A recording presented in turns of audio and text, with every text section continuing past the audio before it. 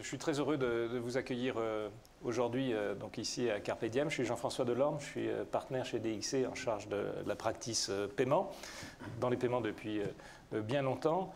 Et on voudrait partager avec vous aujourd'hui ce qui se passe vraiment dans le monde des paiements, quelles sont, comme l'a dit Fatih, les disruptions, les grands changements qui sont en cours, qu'est-ce qui est en train de se passer sur les trois piliers qu'on a évoqués, les nouveaux usages, les nouvelles réglementations et les nouvelles technologies, avec les présentations de témoignages qui apparaissent ici, donc avec Stett, Rodolphe Meyer, Jeremy Bliss qui arrive pour nous parler d'Icon Solutions et d'une solution sur les paiements instantanés.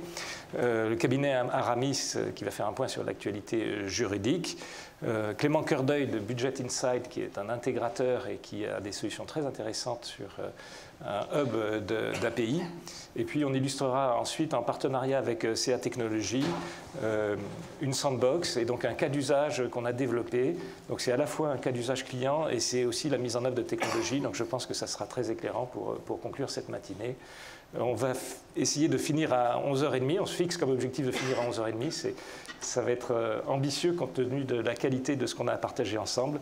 Mais on va garder ce rythme. Alors aujourd'hui, pour introduire ce sujet sur les paiements, comme on le disait, il y a une... merci.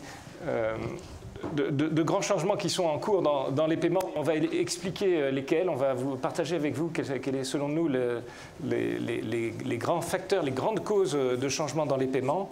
Et je trouve que pour éclairer ces causes, c'est intéressant de voir d'où on vient. Et je reprends là un mot qui était utilisé par un ancien administrateur du groupement des cartes bancaires qui disait que le paiement, c'était autrefois un jardin à la française. En tout cas, jusqu'à maintenant, ou quelques années, c'était un terrain de jeu où les rôles des uns et des autres étaient très définis, tout était tracé au cordeau et chacun était dans son rôle. Il y avait une complémentarité du rôle et une certaine volonté d'équilibre, voire même de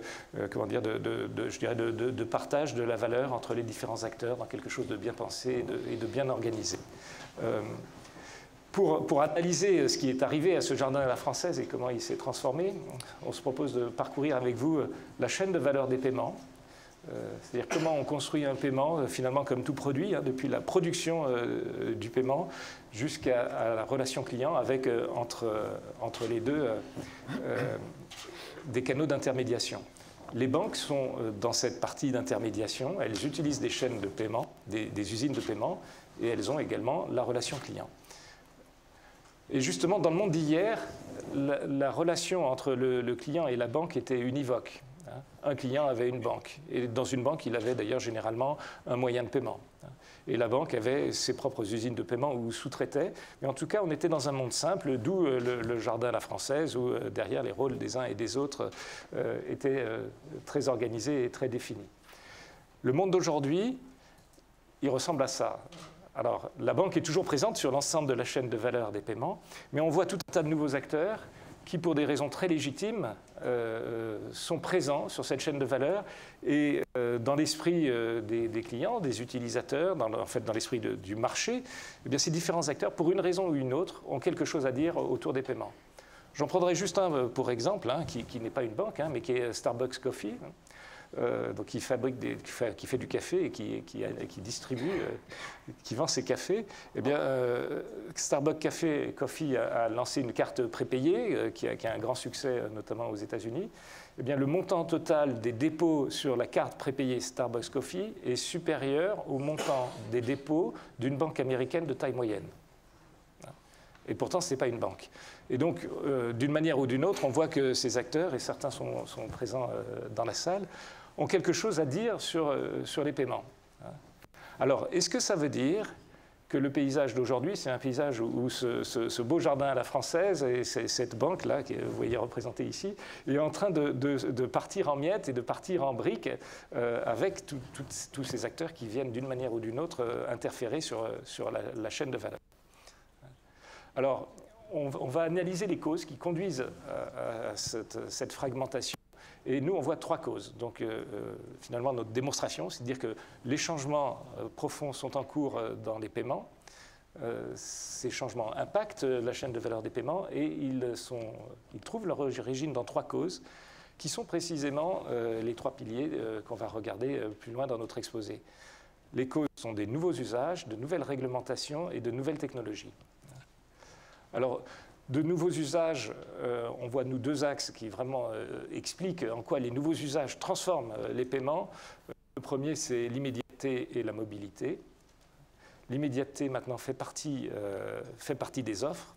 Par exemple, là où on pouvait avoir un crédit à 2,3%, maintenant, une offre, c'est le crédit en 5 minutes. C'est-à-dire que l'immédiateté de l'offre fait partie de la proposition. Et si on poursuit d'ailleurs sur cette image, imaginez un crédit auto distribué par un concessionnaire, où autrefois on pouvait aller chez un concessionnaire, apporter sa carte d'identité pour acheter un véhicule et le financer à crédit, apporter ensuite des justificatifs de domicile, imposition, bulletin de salaire, etc. On avait la réponse 3 jours après, on demandait à sa banque un chèque de banque et on venait chercher le véhicule une semaine après en ayant fait par le chèque de banque le paiement initial et le complément était à crédit. Eh bien, aujourd'hui, le crédit en 5 minutes, c'est la même histoire, mais la connaissance client, le KYC en fait, la carte d'identité, elle va se faire immédiatement par un système qui va aller chercher sur des sources multiples, vérification à la fois de l'identité de la personne, mais son inscription sur des listes divers, etc. La domiciliation ou les éléments qui étaient présents sur les relevés de banque qu'on apportait, eh bien, ils seront disponibles alors peut-être aujourd'hui en web scrapping, ultérieurement sous d'autres formes, mais on peut les trouver de manière ouverte. Au passage, on peut noter que la photocopie, c'était un peu l'ancêtre du web scrapping, finalement, où en lisant le papier, on retrouvait les informations sur les données du client. Et puis peut-être qu'un paiement instantané va ensuite permettre de faire l'équivalent de ce que permettait de faire le chèque de banque. Et donc, ce qui prenait une semaine, on l'a concentré en quelques minutes, en faisant apparaître et en imbriquant différents acteurs pour offrir un nouveau service. En fait, j'ai dévoilé la suite d'ailleurs. Notre conviction, c'est que cet éclatement de la chaîne de valeur conduit à créer de nouveaux services par imbrication des différents acteurs. Voilà. Je vais aller un petit peu plus vite. La mobilité, évidemment, le téléphone mobile est maintenant le lieu d'interaction et donc lui aussi conduit à une forme d'effacement du paiement derrière le device. La mobilité, c'est aussi la mobilité des clients qui sont maintenant plus mobiles entre les différents acteurs avec lesquels ils étaient précédemment engagés de manière plus univoque.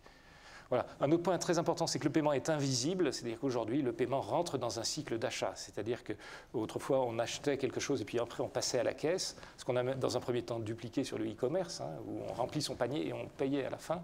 On voit bien que maintenant, avec des systèmes one-click, il n'y a plus ce système-là. En fait, on achète, c'est juste ça qui intéresse le consommateur, et le paiement est inclus dans ce parcours.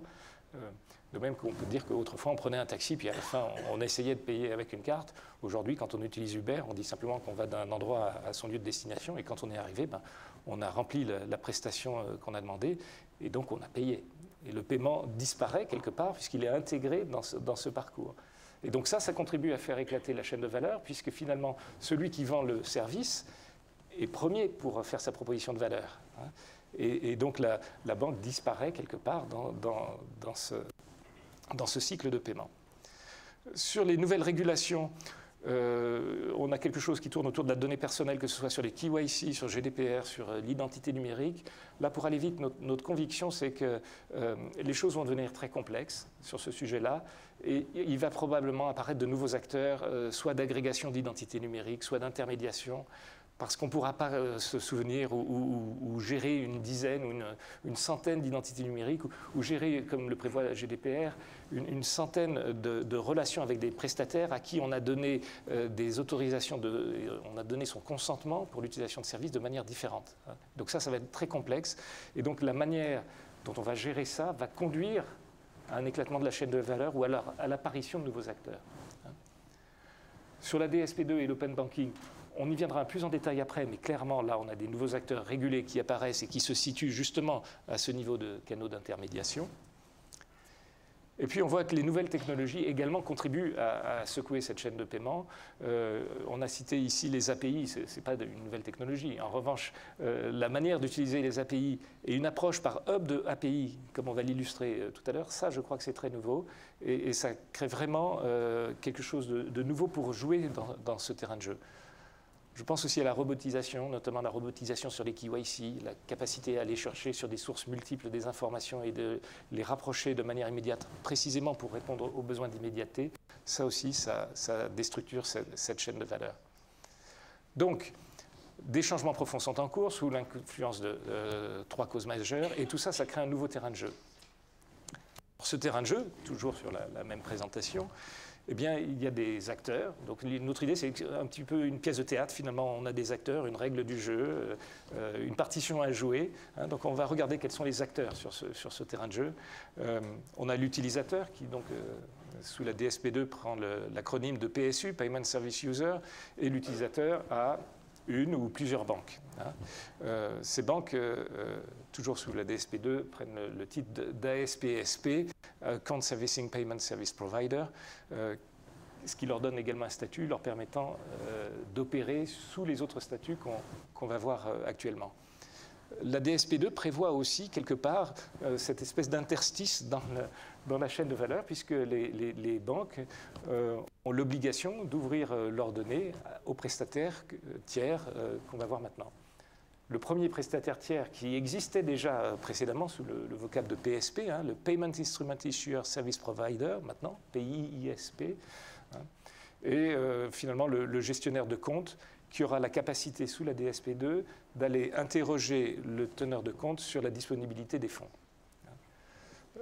On a deux autres statuts qui apparaissent, deux types de prestataires, qui sont l'Account Information Service Provider, donc qui est finalement l'agrégateur de compte, celui qui va pouvoir remonter les informations sur le compte, et le Payment Initiation Service Provider, PISP, qui lui va pouvoir, toujours au nom du client, donner l'information à la banque pour réaliser une opération. Voilà. Et ces trois statuts sont reconnus sous le nom de Third Party Provider, les TPP, sachant encore une fois que les banques ont par nature le statut qui leur permet d'opérer également sous ces trois vocables. Alors c'est important de rappeler ça parce que finalement on a des acteurs hein, pour jouer dans cette pièce. On a également un cadre très important avec la DSP2 qui justement fixe les règles, avec un agrément également qui est donné en France par la CPR et qui permet d'agréer ces nouveaux acteurs. La CPR qui, comme les autres autorités des différentes communautés, remonte cette information à l'EBA, ce qui est l'EBA qui permet de communiquer aux différentes parties quels sont les prestataires agréés pour jouer dans ce jeu-là. On a également des interfaces et des standards techniques. Alors on a les RTS, hein, dont on attend encore la publication, mais donc ces règles techniques de sécurité qui permettent finalement de déterminer quelles sont, et qui fixent les règles d'authentification fortes, notamment entre l'utilisateur et sa banque, mais aussi entre l'utilisateur et les TPP, et également la manière dont l'utilisateur, via les TPP, va pouvoir réaliser une opération ou remonter des informations à sa banque. C'est ce qui figure ici en pointillé, donc sans rentrer dans le détail. Hein, vous savez qu'il y a un délai de 90 jours où le TPP demande une autorisation, enfin une autorisation forte est réalisée entre l'utilisateur et sa banque, en retour de laquelle le TPP reçoit un token qui lui permet pendant 90 jours de continuer à faire des opérations au nom du client auprès de sa banque. Donc là, on a un cadre qui fixe les règles du jeu. On a également des API, donc qui ne sont pas, elles, obligatoires, mais qui s'imposent, je dirais, hein, comme le moyen technique le plus évident pour réaliser ce qui est attendu. Et les API qui permettent justement d'échanger des informations et de faire fonctionner des applications entre les différents mondes, donc des fournisseurs tiers, de la banque et des autres banques. Encore une fois, n'oublions pas que la banque peut elle-même agir comme un acteur tiers et aller chercher de l'information dans une autre banque qui serait, dans ce schéma-là, la banque B. Et puis, dernière chose, on pense aussi qu'on a des infrastructures interbancaires efficientes et efficaces et qui, dans les semaines qui viennent et puis les mois à venir, suivant les communautés, mais qui vont ouvrir des possibilités d'instant payment. Et on pense que précisément instant payment répond à ce besoin des clients d'instantanéité. Et donc cette capacité à intégrer instant payment dans la chaîne de valeur, ça nous semble aussi un élément très important pour expliquer ce qui est en train de se passer. Et donc, je me répète, on a des acteurs, on a une règle du jeu, on a des standards, on a des infrastructures interbancaires efficientes. Donc on a tout pour que finalement les acteurs puissent jouer sur ce terrain-là, avoir de nouvelles offres et développer des stratégies. Des stratégies de montée dans la chaîne de valeur, des stratégies de centralisation et de fourniture de services pour des tiers, ou des stratégies partant d'une relation client pour descendre plus profondément dans la chaîne de valeur. Alors, qui sont les acteurs, qui sont les entreprises? Quelles sont les entreprises qui peuvent jouer sur ce terrain de jeu? On les a regroupées en quelques thèmes. D'abord, partant du haut, finalement, tous ceux qui sont légitimes pour parler aux clients, tous ceux qui sont proches de la vie quotidienne de l'utilisateur final, les commerçants, donc finalement ceux qui répondent à des besoins de base, se nourrir, s'équiper, voilà, des commerçants, des e-commerçants, communiquer, se divertir, interagir, donc des GAFA, les telcos, les transporteurs aussi, hein, le monde de l'énergie. On a au milieu également des acteurs qui, eux, sont dans l'intermédiation, donc ceux qui, comme Budget Insight, qui va nous rejoindre, dont le métier est d'agréger des données hein, de différentes sources, des néobanques ou des fournisseurs de nouveaux services. Et puis, on a les acteurs traditionnels, évidemment, les banques, donc qui, eux, peuvent être présents partout hein, dans la chaîne de valeur, mais les banques, les usines de paiement, les réseaux. Hein. Et puis également, je pense que c'est important, les fournisseurs de solutions, notamment de solutions d'authentification, de tokenisation, donc on pourrait mettre Touch ID par exemple à ce niveau-là. Hein. Le fait de pouvoir, grâce à un appareil, authentifier l'utilisateur, c'est une contribution forte à la chaîne des paiements. On pourrait mettre aussi celui qui un jour aura le directory qui fait le lien entre un numéro de téléphone et une identité bancaire et des coordonnées bancaires, par exemple, hein, qui sera probablement à ce niveau-là, a quelque chose de très important et de très fort à apporter à l'ensemble de la communauté. Et tout ça est, je dirais, animé par les fintech, les startups. Voilà, je vois David dans la salle qui représente ce monde qui apporte qui stimule ce terrain de jeu. Alors, je voudrais illustrer maintenant comment, sur ce terrain de jeu, avec ce qu'on a vu, donc des règles, des normes, etc., comment on peut arriver à bâtir une offre. Hein. Parce que finalement, ce qui est important, c'est qu'est-ce que les clients achètent. Et je vais prendre deux exemples pour illustrer ça, et je pense que ça préfigure le nouveau monde des paiements. Le premier exemple, c'est le compte nickel, qu'on connaît tous. Hein. Et si on regarde bien comment le compte nickel joue avec tous ces acteurs, eh bien, le compte nickel, c'est quelque chose qu'on se procure chez un buraliste. Donc le réseau de distribution, c'est un buraliste, c'est le réseau des buralistes. Le client va acheter un blister dans lequel se trouve une carte Mastercard. Donc il achète un produit qui est le compte nickel. Et puis après, le client scanne ses documents d'identité, carte d'identité, différents éléments liés au KYC. Et là, il ouvre un compte à la financière des paiements électroniques. Donc en fait, il devient client d'un PSP, d'un établissement de paiement. Établissement de paiement qui est obligé de s'adosser à un établissement bancaire qui détient les comptes de cantonnement. Donc derrière, on a une banque hein, qui, jusqu'à maintenant, est Arkea, et ce qui lui permet d'émettre un moyen de paiement qui est une carte Mastercard. Et donc on voit que pour une promesse assez simple, qui est de dire finalement on offre en proximité à des clients qui ont un accès faible à la bancarisation, la possibilité de repartir rapidement avec un RIB et une carte, enfin, je crois que c'est la promesse du compte nickel, et bien finalement là derrière on a assemblé un réseau de distribution buraliste, la vente via une marque nickel, l'ouverture dans un établissement de paiement qui est la financière des paiements électroniques, la gestion d'un compte de cantonnement dans une banque et l'émission d'une carte interbancaire. On pourrait même aller plus loin parce que pour utiliser cette carte, on va chez un commerçant qui lui-même a un compte dans une autre banque. Donc on voit qu'on a assemblé en fait des briques très différentes. Une autre illustration inspirée d'une start-up qu'on aime beaucoup chez DXC, qu'on connaît bien, qui s'appelle Birdie Cent.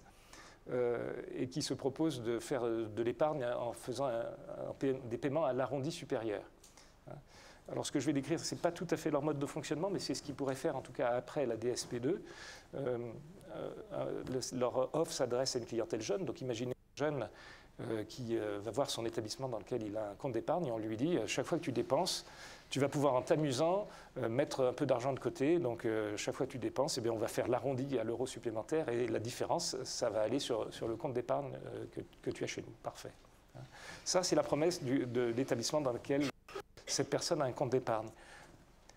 En fait, la banque qui a vendu ça n'opère pas le système parce que derrière, on va vouloir animer ça avec une présence sur les réseaux sociaux, etc. Donc en fait, c'est un fournisseur tiers qui va opérer ce système. Dans ce cas-là, Birdie Send, qui justement se voit très bien dans ce rôle de canal d'intermédiation.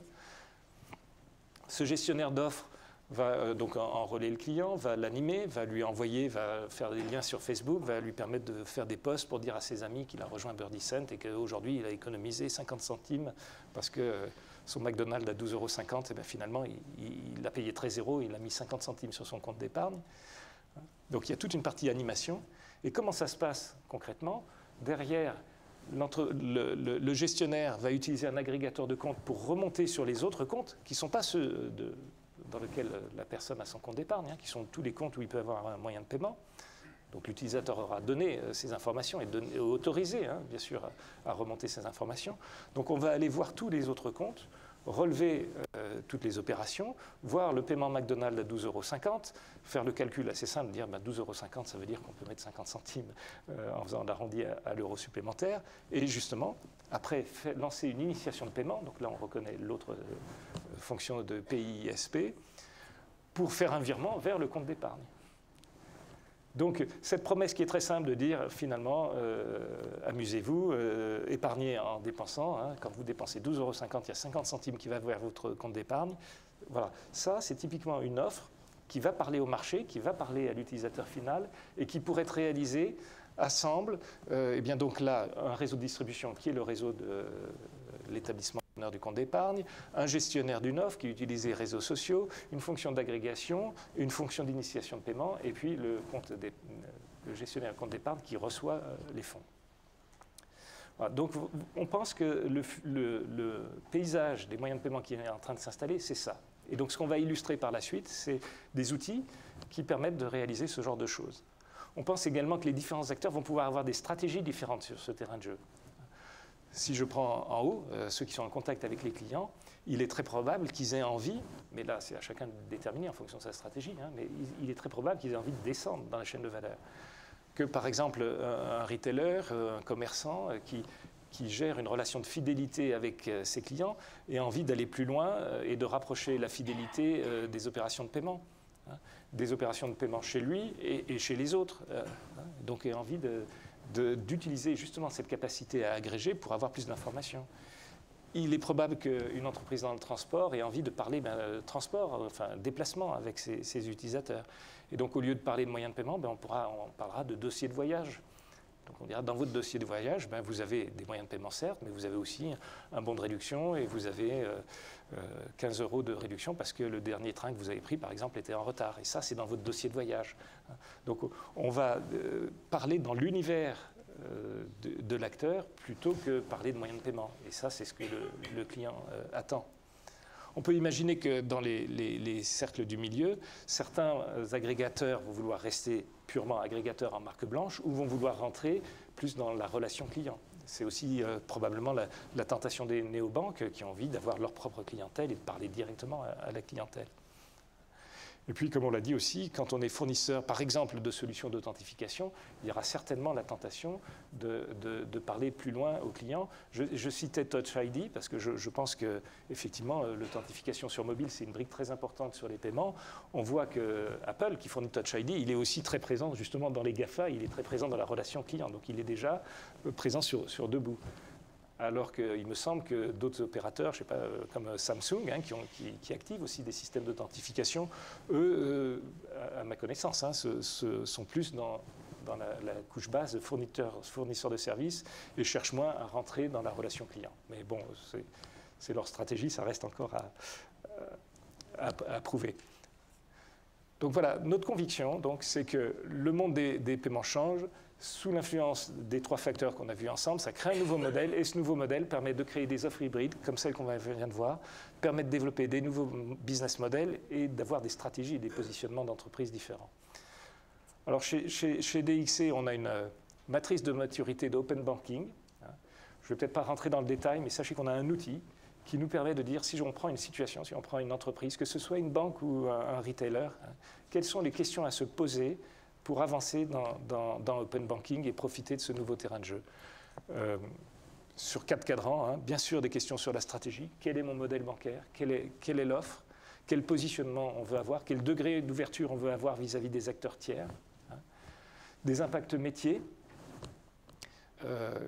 quel métier on veut avoir, quelle est l'expérience utilisateur, qu'est-ce que ça veut dire également sur mes canaux de distribution, qu'est-ce que ça veut dire pour mes offres, des impacts humains sur les collaborateurs, sur la culture de l'entreprise, sur l'animation de l'écosystème, qui quelque part est sous-entendu par la DSP2, parce que finalement, quand on publie des API et qu'on doit informer les utilisateurs de nos API, ça veut dire qu'on fait vivre un écosystème et qu'on est en lien avec le reste des utilisateurs.